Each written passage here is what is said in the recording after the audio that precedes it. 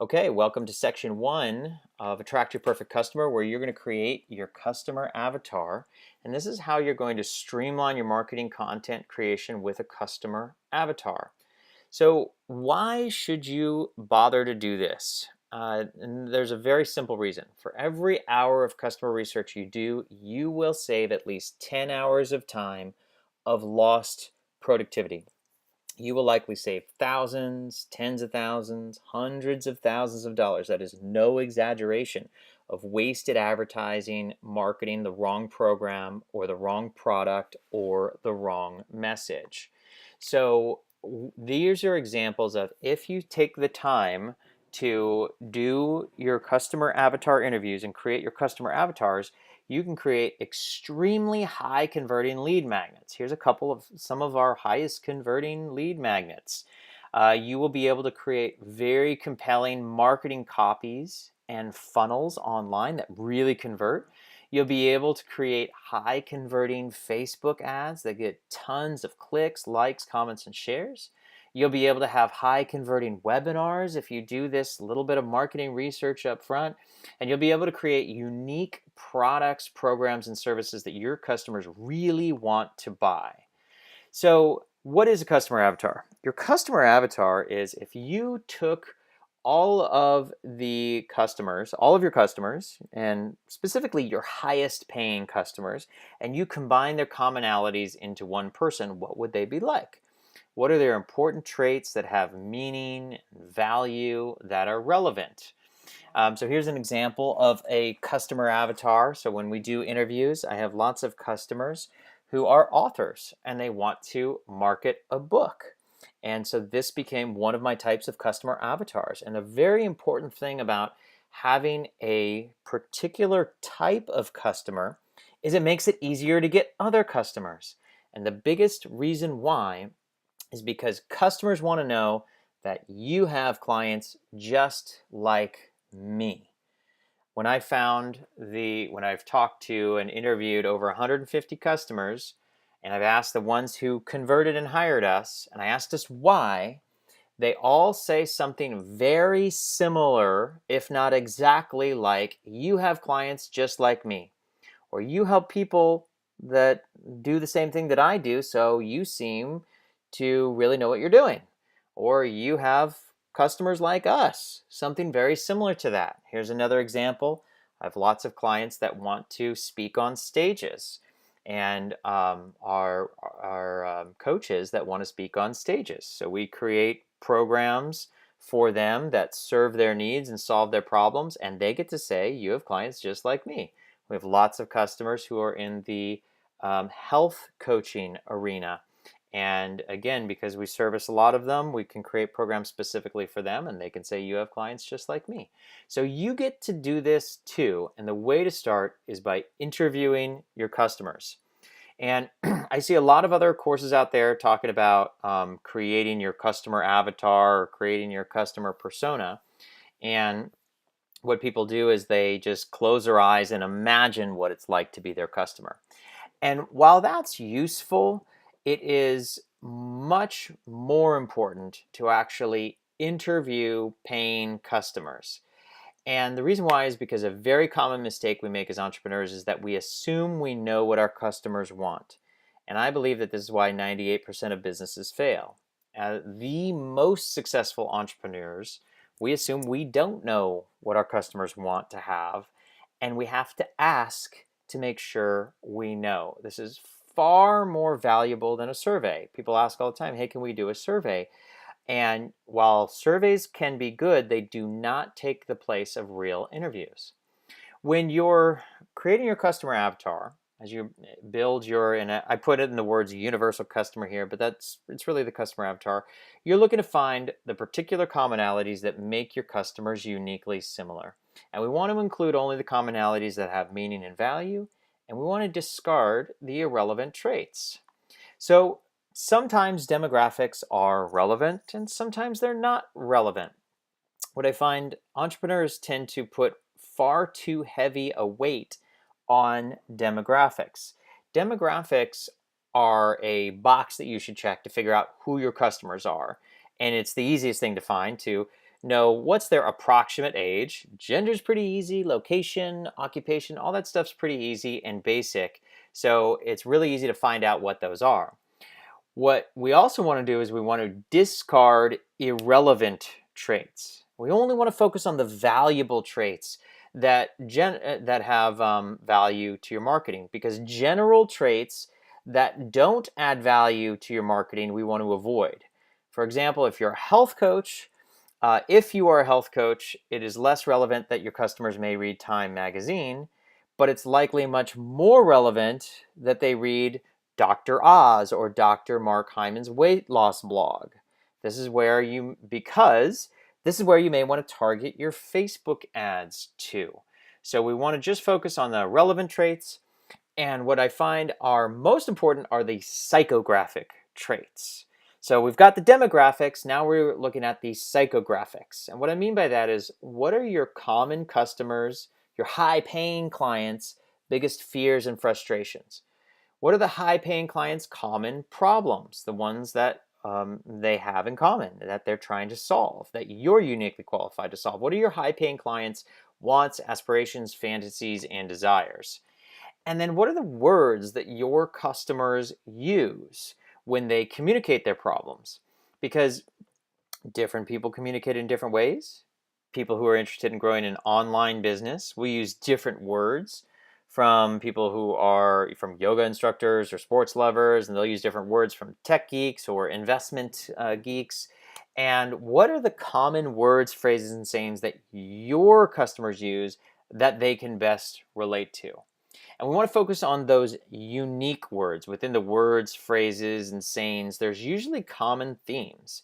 And when you're interviewing your customers, this is really critical. So if you miss everything else that I'm saying, don't miss this one right here. When you're interviewing your customers, listen very carefully to find the emotional hot buttons. There's emotional hot buttons, words and phrases that your customers are using. Those are why your customers buy.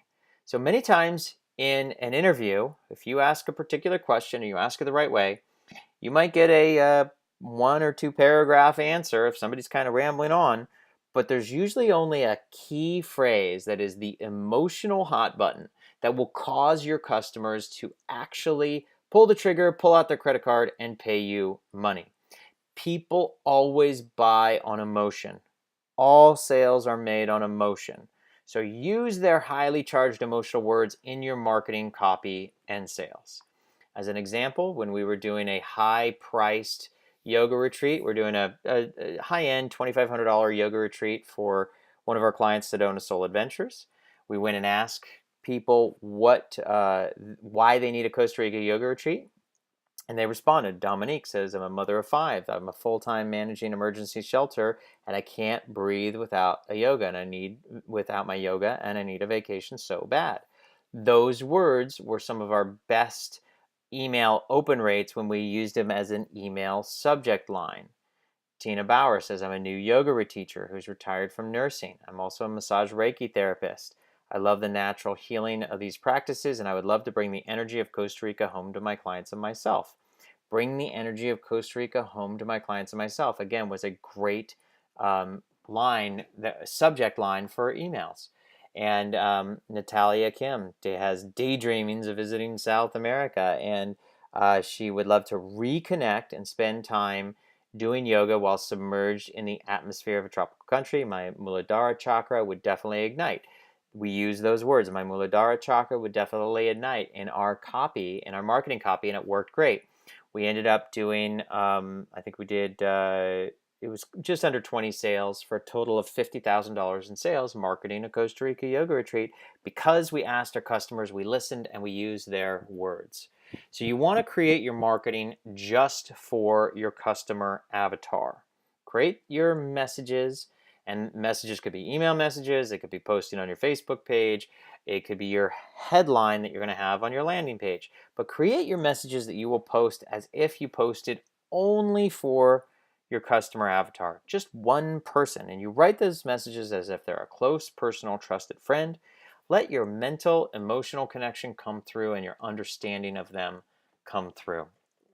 And then remember, people are most motivated by solving problems. People are twice as motivated to move away from pain than we are to seek pleasure. Solutions are purchased more than what would prevent problems in the first place. One of our clients helps parents with their children with drug rehabilitation, and he wanted to.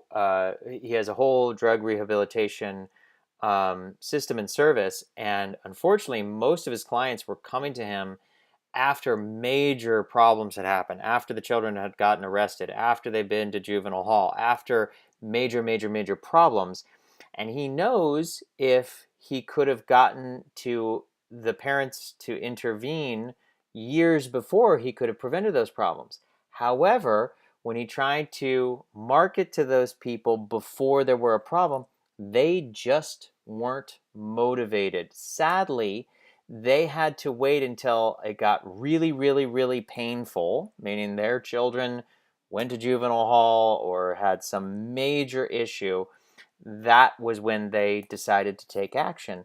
And because he knows that now, he's able to create the message for the people who are most in need. And it's important to understand that, because that's simply human nature. As much as we would love to help people before a big problem happens, they just simply weren't motivated enough to pay him for his services. So this is really important. So you want to create products and services just for your customers. And when you interview them, they will tell you exactly what your products and services should do for them.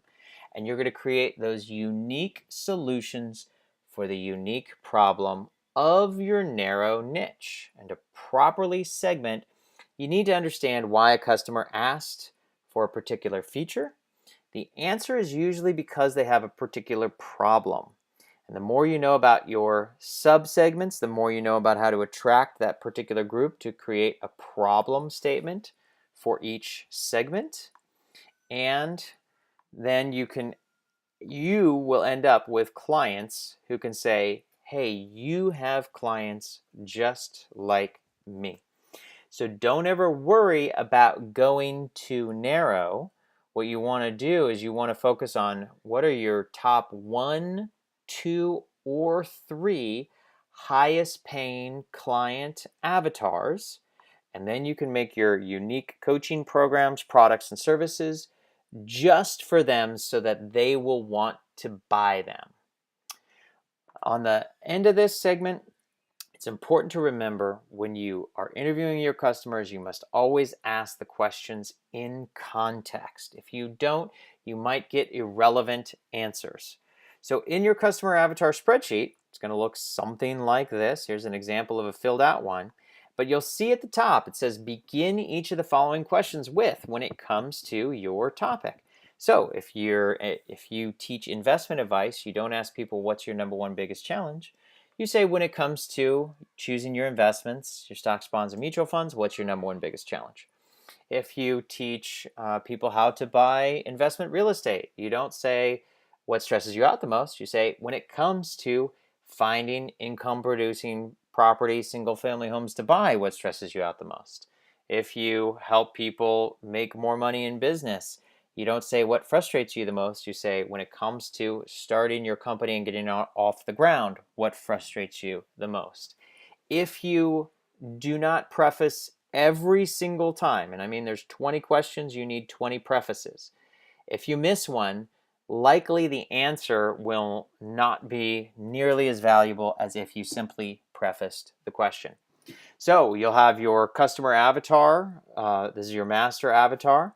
What I like to do is take the silhouette and fill it in with the public Facebook profile image. And remember, this avatar it's a private spreadsheet. It's just for your marketing purposes only. So you're not going to share this with other people. But it's nice to have a public. It's nice to have a picture of the person that you're interviewing. And so you can put their picture up there, and it makes it more real when you're doing the interview process, and it makes it a more valuable tool for you. So your action item is to interview your customer, and you always want to start with your highest paying clients. So if you've been in business a while, maybe you've helped dozens or hundreds of people. You want to go back through and you want to start with your highest paying clients first. If you are moving into a new niche and you don't have high paying clients yet, then you need to expect that this process of interviewing people and finding your higher paying clients will probably take a little bit longer, and that's okay. You just need to do it. And what you're going to do is you're going to set up 3 interviews for the next coming weeks. And so always start with those highest paying clients. You're looking for the people who have the highest potential. So again, if you don't have existing customers yet, or you're moving into a new niche, find the people who are in the most urgent pain or have the most urgent problem. And pain can be physical pain, emotional pain, financial pain, but it's the ones with the most urgent problem who typically are the most motivated and tend to be the highest paying clients. Those are the ones who are looking for you right now. When I interview people, I usually use Zoom or Skype call recorder or something like that. If you are a slow typer, I would recommend recording the calls so that you don't have to be interrupted when you interview somebody and with typing. Otherwise, if you're a fast typer, you can type in the keywords as you listen to them. And so you can use ScreenFlow for Mac like we're using right now. But during your conversations, it's really important for you to focus on the emotional words, uncover your customers' fears, frustrations, wants, and aspirations. So commit to doing 3 customer or prospective customer interviews per week. Now, this says for the next 3 weeks because your initial part of your program is you need to do a minimum of 10 interviews. And I really want to stress that word minimum. The people who always fill up their programs first, the people who sell out their 11 spots in their high-end programs, and the people who make the most money always, always, always are the ones who have interviewed the most people. So I'm going to strongly recommend, I've done over 300 customer avatar interviews. I'm just going to strongly recommend that you simply commit to doing 3 customer avatar interviews a week. And if you do that for the year, you're going to understand your customers better than anybody else. You're going to know their fears, frustrations, wants, and aspirations. You're going to know where to find them, and you're going to know how to get them to find you. So go ahead and get started on that commitment, and we'll see you in the next section.